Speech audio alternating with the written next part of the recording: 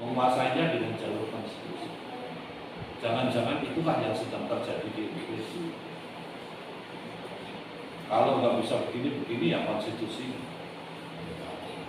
Dan itu kan DPR, fungsinya DPR. Dan orang-orang yang termasuk pemerintah yang merancangkan ini. Siapa sekarang yang merancang? Tidak ada persoalan di sini. Jadi tahu-tahu ada hukum yang begini. Nah, itu yang membahayakan itu sebenarnya ketika UUD itu di otak-atik itu tidak jelas.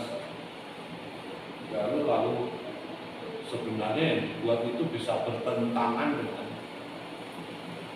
masuk asli. Itu sudah terjadi dengan itu. Itu saya namanya itu yang hukum syariah itu dulu kan nggak ada ya. Itu juga yang berlaku di mana Aceh ya. Yang Aceh itu dia karena mungkin mayoritas ya maka dimasukkan kanon.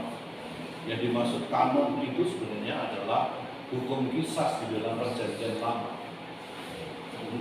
Yang itu sudah sangat diperbarui. Mata ganti mata, gigi ganti gigi, utang nyawa dengan dibalas dengan nyawa itu di situ hukum keseimbangan dulu itu. Nah kalau orang itu pahamnya tidak luas, ya membahayakan. Termasuk teman-teman kita di Aceh itu kan yang terutama bagian selatan itu kan mengalami kesulitan soal hak tanah.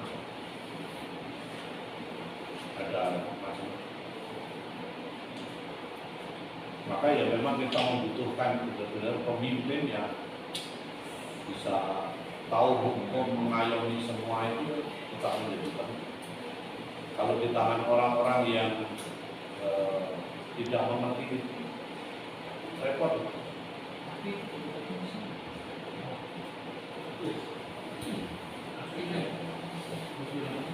Ya, itulah yang paling. Teman-teman kita ini didorong-dorong ke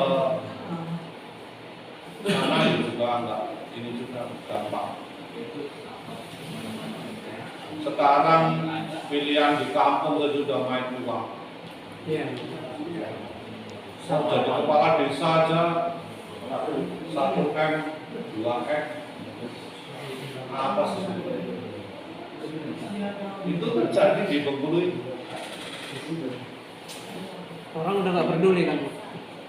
Iya, karena ada sesuatunya pasti.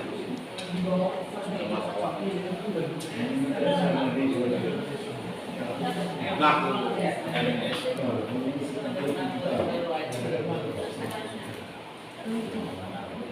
jangan menghasratkan rumah sesamamu. Perintah ini tidak melarang orang maju dalam bidang ekonomi, juga dalam upaya mencari keadilan dan pembagian hak milik yang wajar. Yang wajar itu hak milik yang wajar. Perintah ini mencela keinginan orang untuk memperkaya diri dan menyebabkan orang lain menjadi miskin. Pendewaan harta milik membuat orang lupa bahwa harta itu adalah titipan Tuhan dan bersifat sosial. Coba dilihat di Timotius 6. Wah, ini 1 Timotius atau 2 Timotius? Bentar, saya cari.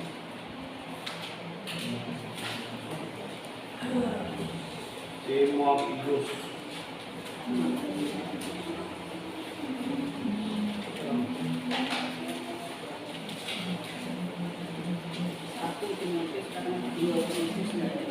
Satu ya. Sorry. Bukan Tesalonika, bukan Tesalonika. 1 Timotius sebentar. 6, 9, 1 mungkin ya.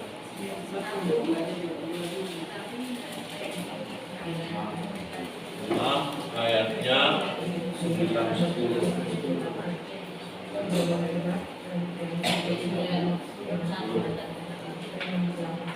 Tapi mereka yang ingin kaya terjatuh ke dalam pencobaan, ke dalam jerat dan ke dalam berbagai nafsu yang tampak dan yang mencelakakan, yang menenggelamkan manusia ke dalam keruntuhan dan kebinasaan.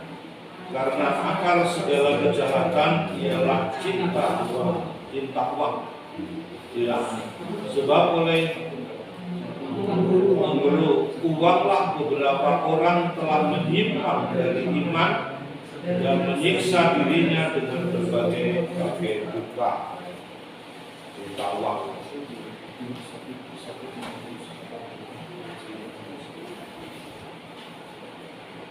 Ya, lupa saudara ya.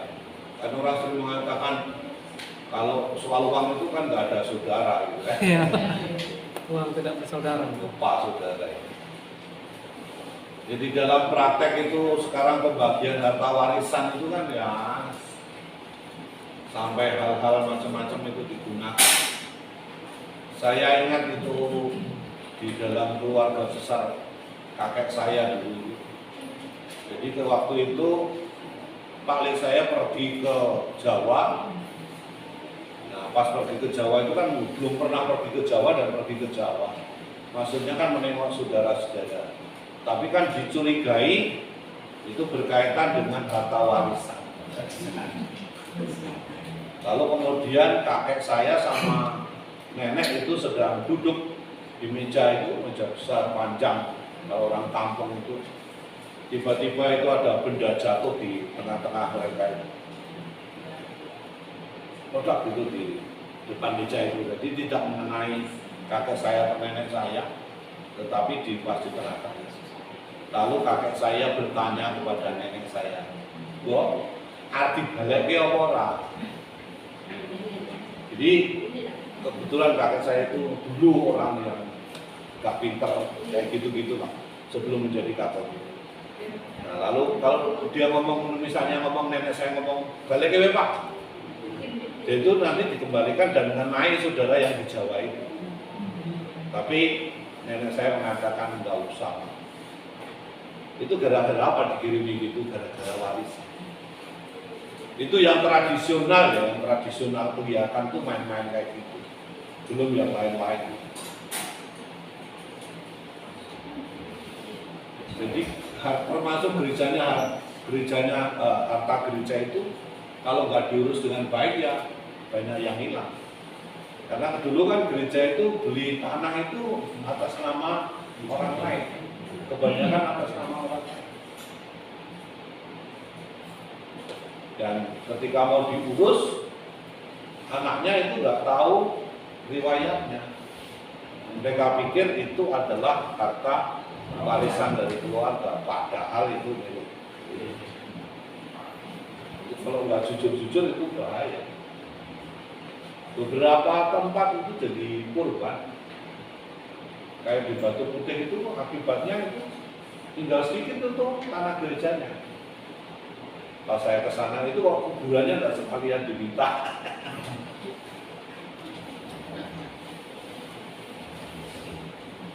Jadi perkara harta itu kadang-kadang membuat itu masalah dengan keluarga.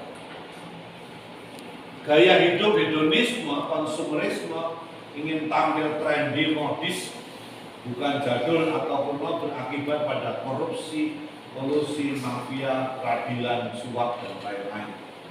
Jadi pada zaman dulu itu sudah ada suap, bukan hanya sekarang. Nah, hanya bisa dilawan dengan apa ini, Pak? Tadi pertanyaannya.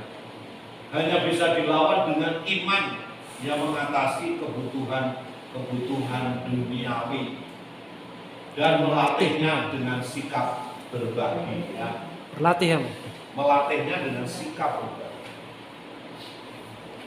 Jadi kalau orang yang konsumeris dan sebagainya, ya nggak punya sikap, pasti itu kan arahnya kan nggak punya sikap berbagi.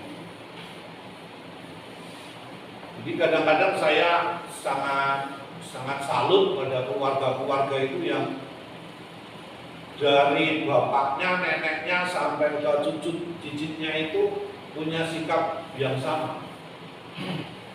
Kakeknya ya sosial, anaknya lagi sosial, anaknya lagi juga dilatih sosial. Itu bisa kita temukan di dalam gereja itu orang-orang yang begitu keluarganya. Jadi dari neneknya sampai keturunan berikutnya itu punya nilai yang sama. Berarti kan itu nilai yang semacam itu diajarkan di dalam keluarga.